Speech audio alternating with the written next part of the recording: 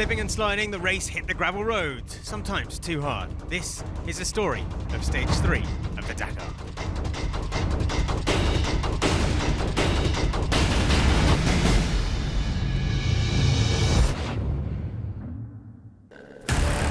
Previously in the bikes, he's fast but not giving anything away. Ruben Faria is determined to stay in contention for the whole rally. My main goal is to get through to the second week in the same place. Though he didn't help himself with a 1-minute speeding penalty yesterday. It's the little mistakes that can be costly. Winner on day 1, Toby Price is the man to watch. Could he be the race favourite now? Nah, not at all. Not one bit. I took it a little bit easy in the middle part, and then I was like, oh, I might have a push and just see where it puts me, and then yeah, we come out with a stage win. Alain Duclos snuck 3rd place with those around him getting penalties, but the big Frenchman on the Sherco is fast enough in his own right to place on the podium. Yeah, we talk a lot about the major bike brands, but don't forget about the French bike. It's not bad, you know. Honda, well, they spent the day stuck in the mud. Not a happy time for Gonçalves and Barreda. Today is their day to try and make amends.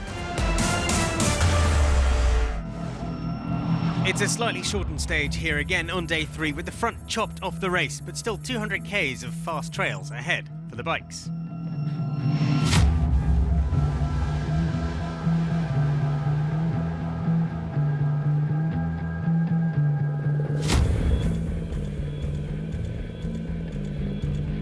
Setting off through the lush forest of the province of Santiago del Estero, it was back to the grind and back on the wool path.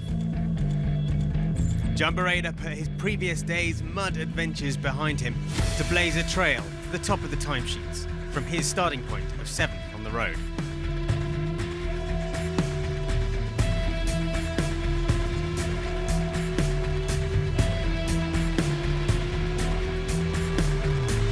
Paulo Gonçalves on the other Honda started ahead of Barreda on the road, pluming dust behind him and perhaps lighting the way for his teammate to close in.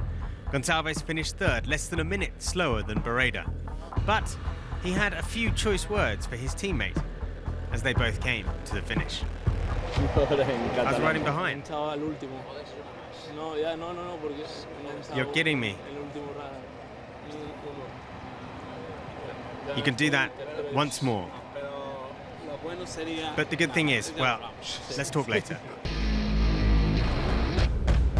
Private words for the Honda boys, and a few things to smooth, but they're all smiles for now.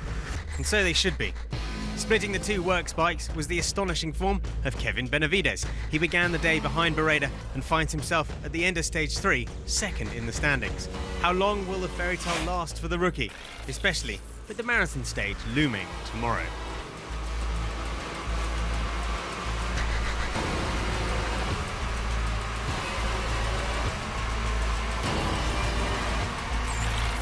Another upset of sorts was the 4th place today for Antoine Mio. The 5-time Enduro World Champion lacked confidence on the fast trails yesterday, but more than made up for it with his pace on stage 3.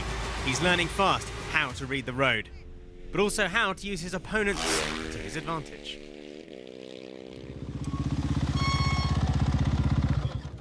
In the dust, I called Svitko, the rider he was in front of me.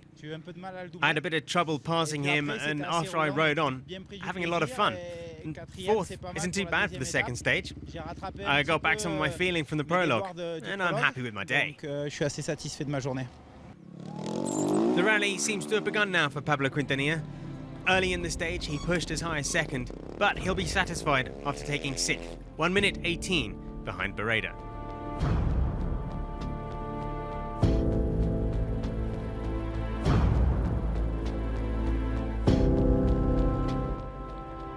Less than a minute slower than Quintanilla was the lead Himoinsa rider, Gerard Fares, in one of his strongest individual stages in 3 years.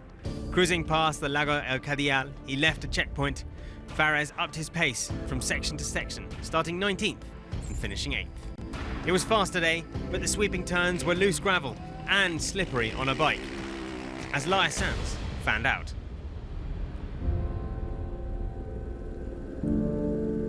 Despite the fall, she rode a solid day to 21st, which is where she sits overall. It wasn't a wonderful day for Helder Rodriguez, despite starting just behind Antoine Mio he wasn't able to make a real impact as he did yesterday.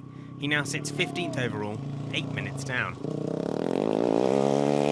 And that brings us to our top two from stage 2 and top 2 on the road. Ruben Farias started well and caught Toby Price comfortably, but then he dropped from 10th in the times to 26th at the line and was passed on the stage by both Duclos and Volkner. But there was a good reason for that.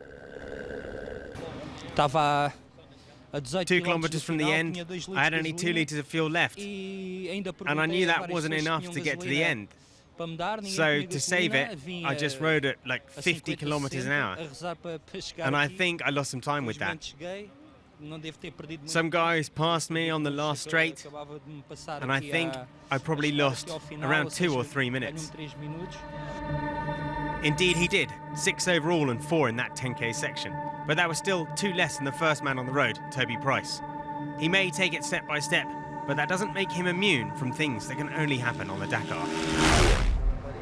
Yeah, we've just had a few dramas with the GPS and stuff on the bike today, so it's yeah, it kind of threw me off a little bit, and we're just trying to work out what the problem is with it. But yeah, other than that, yeah, we've stayed on 2 wheels, and yeah, day 3 is done, so we're yeah, going to get ready for day 4 now, so it should be good.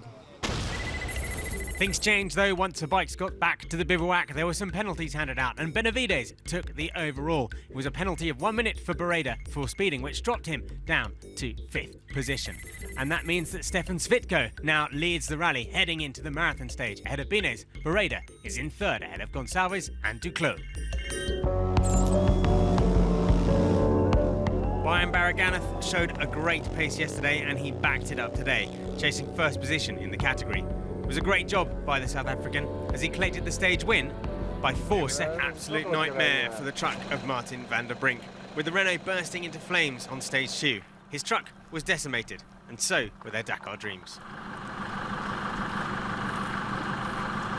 We come here for the corner, and we have some problems with the brakes. And I can take the corner. We hit the wall here a little, and we stop. That the mechanic can go out to look what happens, what's the problem. And when he go out, the brakes were burning.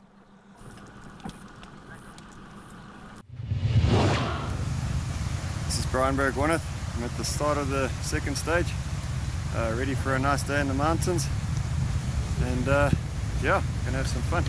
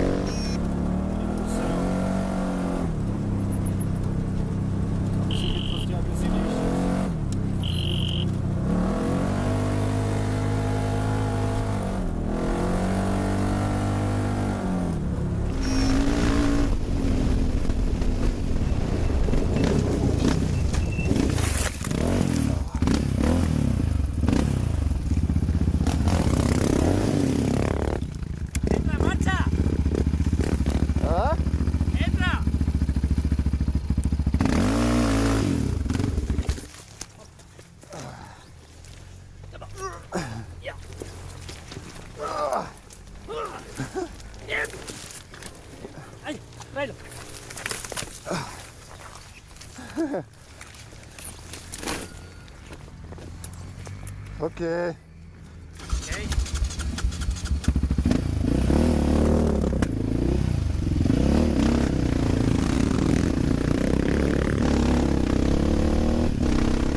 A huge loop on open, fast and confusing high-altitude plains around Jujuy. returning to a bivouac with no assistance for all the classes. Clear skies are a welcome relief from the theme of the opening 3 days, that of unmatched rain.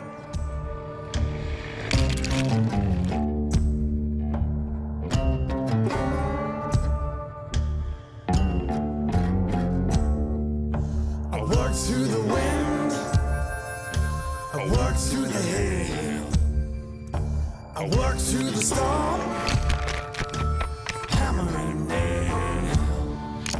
I worked on the crowd,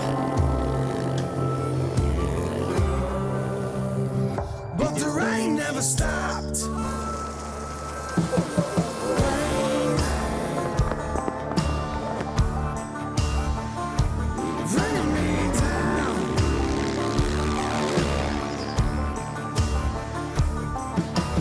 Rain, bringing me down.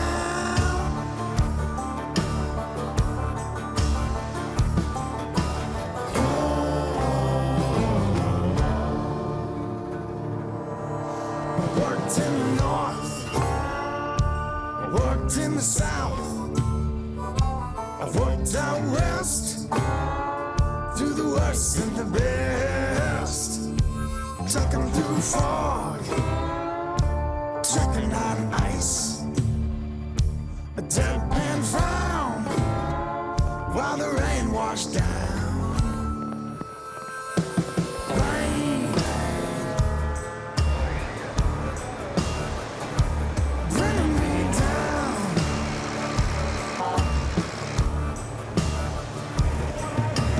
Rain,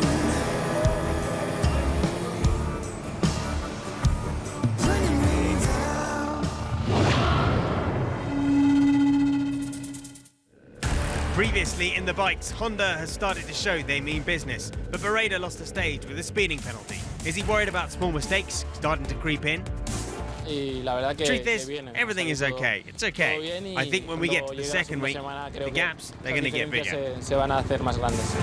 Barreda's penalty meant that history was made as Dakar rookie Kevin Benavides won stage 3. I'm the first Argentinian to win a stage on a bike. And right now, I'm pushing 100%. I want to do the best I can. A new KTM star rose as Antoine Meo found his form on the third day. But the best KTM and new race leader is Slovakian privateer Stefan Svitko. 2 great stages have put him in contention. I didn't expect this. I wanted to be in the top 3 in this Dakar, but there was no way that I expected to lead the race at this point.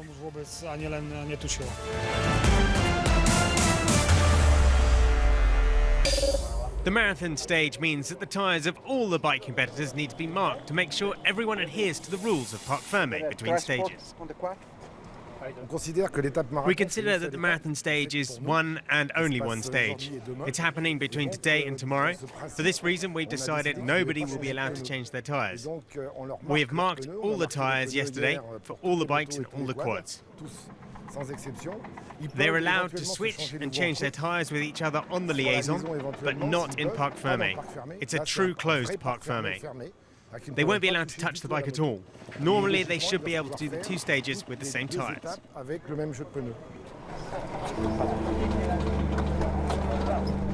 Not just a marathon, but here we go with the first real navigational test as the bikes climb the mountains to the plateaus and salinas around Jujuy. Marathons often mean earlier starts, though the bikes are normally underway before dawn breaks. It was a relief for the riders to get out of the sodden bivouac and head out to the drier paths ahead.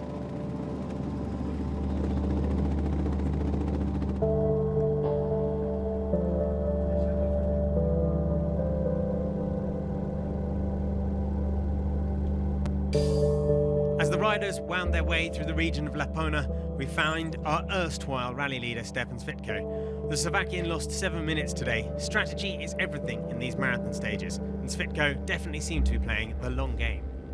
Today was both about speed and conservation, mostly of tyres. Barreda pushed his equipment the most, and it was he who actually paid the price, with his second penalty for speeding in 2 stages. This time it cost him 5 minutes, robbing him of all his advantage and more. That gives the stage win to his teammate Paulo Gonçalves, and with it the dubious honour of opening the road tomorrow, something that's been a bit of a black sheep so far this year. Gonçalves himself lost time at the end after getting confused when the trails got more technical, but he had some help getting to the line. That help came from Kevin Benavides, whose strong pace today, riding with his Honda teammate, saw him take third place, and with it, keep second in the overall standings.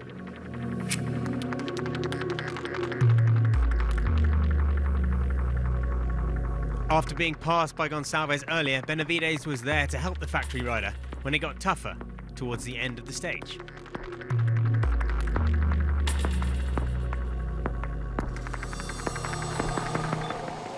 In the end, Paulo followed me, and we arrived here together. It was a good stage. It was really fast in one part, and then after that we had a route that was really technical. There's a new addition to the Honda squad we've yet to mention. Ricky Brabec, winner of the 2014 Baja 250, 500 and 1000, and he's used to going flat out for miles. The 24-year-old seems to be enjoying his new racing goal and grabbed 9th today for 17th overall. The altitude was kind of taking away power, so it was a little bit slow in the morning, but other than that, the stage was really, really fast. Dusty too. For how much rain we got yesterday, it's pretty dusty up here today. So other than that, I did pretty well. You know, the bike's still good for tomorrow. Today's marathon, so tomorrow we're going to go back at it and keep pushing towards podium. There was drama today for Enduro World Champion Pierre-Alexandre René, as he had a nasty crash in the last few kilometres of the stage. A head injury that saw him lose consciousness resulted in a trip to hospital, so today is where his Dakar debut ends. In a corner somewhere near the end, I found him unconscious, and I was really scared. After 3 or 4 minutes, he woke up, and then we had to wait for the helicopter. It was a good day until the crash of Pella. Laia Sanz will, of course, get her time back after helping René. Antoine Millot backed up his showing from stage 3, proving that a high start position can make a big difference. He'll keep that for the second leg of the marathon after finishing 6th today. His teammate Toby Price seems to have fixed his GPS issues from stage 3 and moved up the timesheets as the day wore on, from 13th to 5th at the line. Price, like all the KTMs, was playing to conserve his tyres for tomorrow. A loss of 4 minutes on Gonçalves is not too drastic at this stage. And after almost running out of fuel yesterday, Ruben Farrier, like Price, started outside the top 15, just behind the KTM rider. By the end, he gained a little over 2 minutes on Price, which was enough for second on the day. But in terms of outright pace, he was the only KTM or Husqvarna rider to get near the Hondas and their pace. It was something that slightly perturbed 14th place finisher Matthias Walkner, as he struggled to understand how to keep up with the Hondas.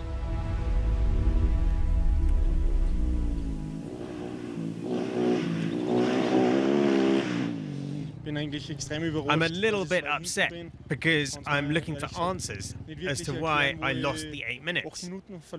I've always checked my speed with the GPS, so maybe I've missed something. But for sure, for the moment, I've no idea why I've lost that time on everybody else.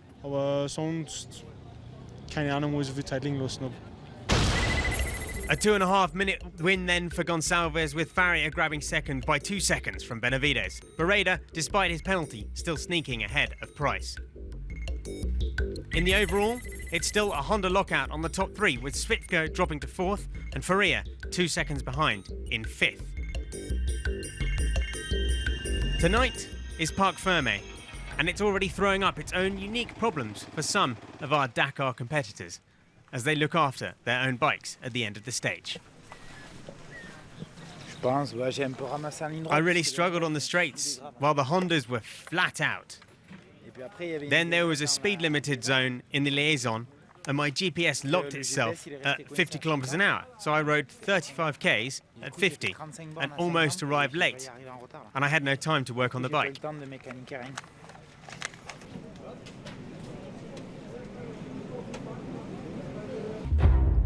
Brian Baragwanath had a fantastic start to the Dakar Rally, but today was difficult for the South African, losing 41 minutes after stopping just after the start. He lost time to the overall leader, Ignacio Casale, who was leading the category as he left Hoi this morning. He's still leading the race by 12 minutes over Medeiros, but he lost time today with third place. New boy Alexis Hernandez had another fantastic day. He finished the stage in second position.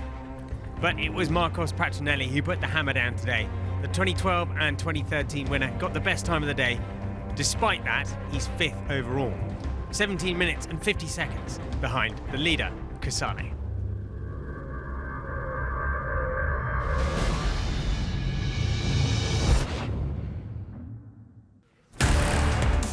Previously in the bikes, Honda were truly untouchable on the fast opening stage of the marathon. They've really come into their own. Gonçalves leads a red bike. 1, 2, 3. The truth is, on this rally, Honda has the potential to win. Not all of us can win, obviously, but I believe in Honda and they believe in me. If it wasn't for speeding mistakes, Bereda would be leading. Bang Bang and Honda are pushing hard to win as many stages as possible. KTM, on the other hand, have a very different strategy that cost them the marathon stage so far. They told us to ride between 150 and 160 to save the tyres. Honda, they go at 170. Antoine Millot is a new Dakar sensation with a lot of expectation on his shoulders. Everyone was waiting for me to start, but we've only done 3 stages. Let's wait and see what happens.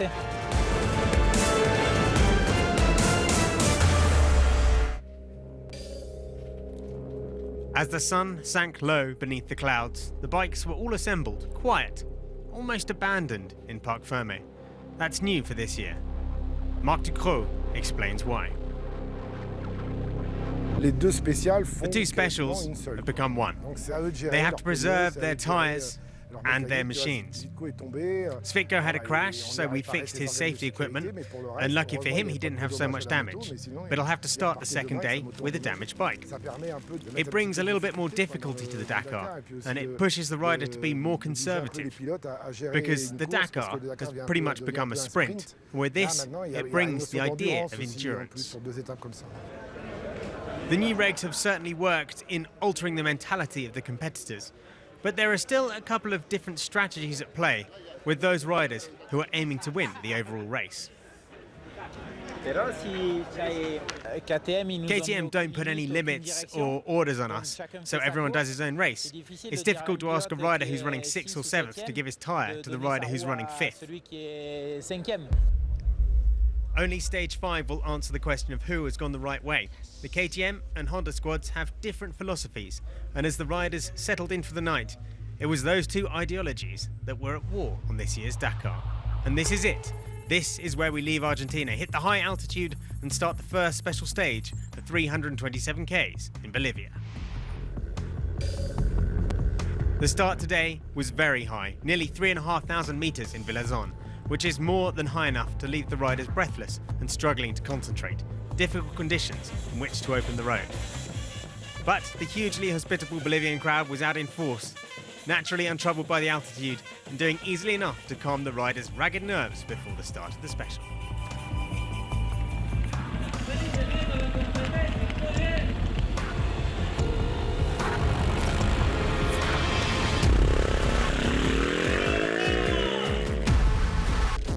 It was yesterday's default winner and overall race leader Gonçalves who set off first, exploring new routes and headings across the high plains of Bolivia. It wasn't nearly as happy a day as yesterday though, as he dropped 8 minutes to the winner, only narrowly keeping his lead overall. He was bested by 2 seconds by Ruben Faria, whose own loss of time dropped him from 5th to 8th in the overall standings. The Portuguese rider complained of a lack of basic speed and struggled even to follow those riders who overtook him, of which there were 3. It was a better day for Helder Rodriguez, returning to the top 10 on the stage times and riding for a large part of the day with his young teammate Adrian van Beveren. The Yamaha boys had fun today, but Rodriguez could only muster 8th, 7 minutes behind the winner.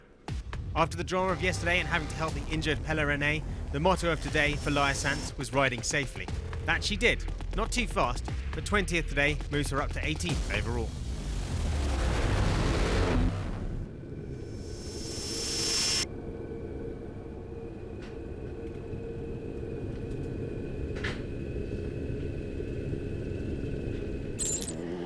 More speed, less haste today for Barreda. But the three men in front of him on the day lacked the highest pace, as did he. Passing Faria was one marker, but he was caught by the chasing riders to lose 5 minutes at the end of the huge stage today, and slip one spot to 4th overall.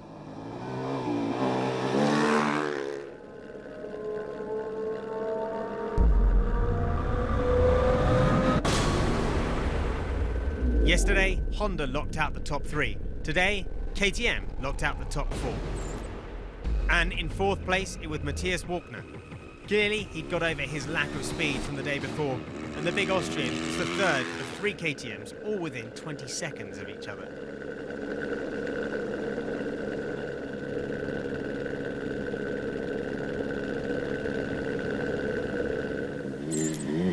Just ahead was Stefan Svitko, his bike repaired and working well enough on the special for him to finish third and get his race back on track. The Slovnaft rider is back into 2nd overall, only 1:45 from the overall lead. For the 2nd year in a row, it's KTM rookies that are causing waves on the Dakar. Last year it was Walkner and Price, this year it's Antoine Mio. On a much more navigationally complicated stage, today Mio proved he'd done his rally raid homework. He took 2nd to move ahead of Faria into 7th in the standings.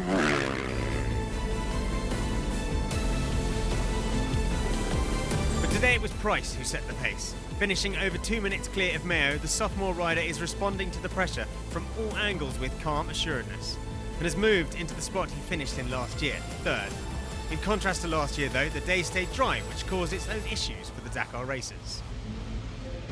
I caught a couple of other guys and got in some dust, and I was a little bit, made a couple of little errors in the end there because I was a little bit too worried to take my eyes off the road. It was pretty crazy track. So, but all in all, yeah, we're stoked. We've, yeah, I didn't expect to be that far up for the day, but yeah, well, I caught a couple of guys, but I thought the other guys in front were on a good pace. But yeah, look, we're stoked. It's another long day tomorrow, and we'll see how we do. So KTM ruling on the day today. 2 minutes the gap from Price to Mayo. Svitko 3rd, Walkner 4th. Very close between those 3. Joan Barreda 3 minutes plus back in 5th. But overall, it's still Palou Gonçalves that leads. His lead is down to 1 minute 45 from Svitko. Price jumps up to 3rd place. We had an unlucky victim in the quads today. Marcelo Medeiros was the 2nd rider overall, but he had to retire after he crashed just before checkpoint 1. He suffered a broken collarbone and was taken away by helicopter. And at kilometre 125, the Dakar said goodbye to its 2015 winner, Rafael Sonic. His Yamaha broke down. The next big drama came for the race leader, Ignacio Casali. He had to stop the stage with electrical issues. He's dropped down to 14th overall with a mountain to climb ahead of him. It did go good for some though. Alexis Hernandez did a perfect 2nd part of the marathon stage. Leading at every checkpoint, he's today's winner and the new leader in the quad category. He was pushed hard though by Alejandro Patronelli, especially in the last 2 checkpoints, but the Argentinian had to settle for 2nd best today.